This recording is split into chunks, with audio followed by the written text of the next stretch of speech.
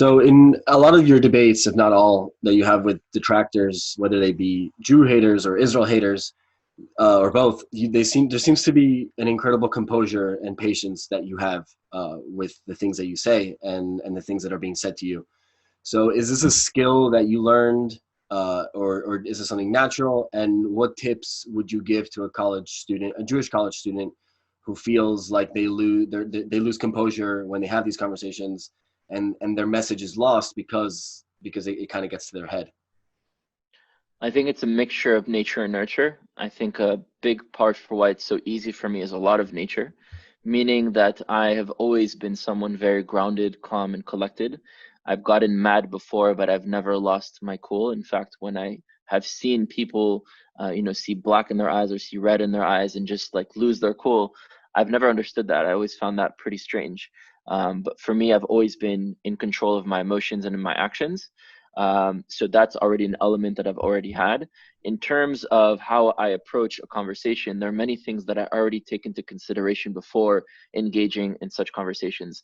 The first thing is a lot of people don't realize it's the first time that I meet the person when I'm speaking to someone. So a lot of the things that are seen and heard throughout the video, it's very easy to comment and say, why would you give this person a platform? Why would you like listen? It's like, well, I didn't know what the person would say until they said it. It's not like I'm coming in knowing and then like I can retroactively come into this conversation. So that's something that should be taken and understood.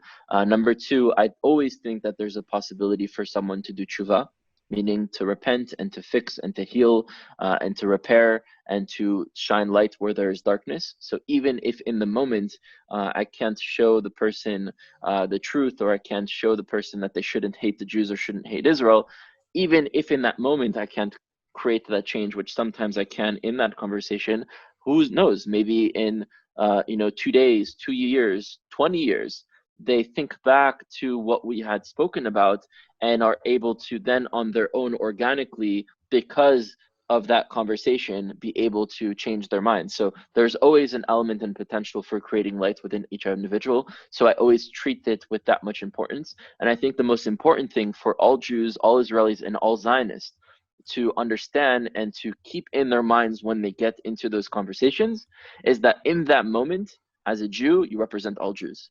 And as a Zionist, you represent all Zionists. And as an Israeli, you represent all Israelis. Meaning that the person that you're speaking to, it could be their first time engaging with a Jew, with an Israeli, or with a Zionist. And it could be their last time engaging with a Jew, with an Israeli, and a Zionist. And everyone listening, it can be their first time or their last time as well. So in that moment, although no one elected me or elected that person in that conversation, you are responsible for the image that you're giving off to the collective that you are defending. And with that responsibility, you have to try to project yourself in the best of your ability in order to actually represent your people. And I think that's something that sometimes people take for granted, and they think only about themselves. And, you made me feel offended, so I'm going to insult you, or I'm going to hit you, or I'm going to say something back. And they have to understand that when you do that, you make everyone look bad. And when you do something good, you're making everyone look good. So I think people should keep that in mind.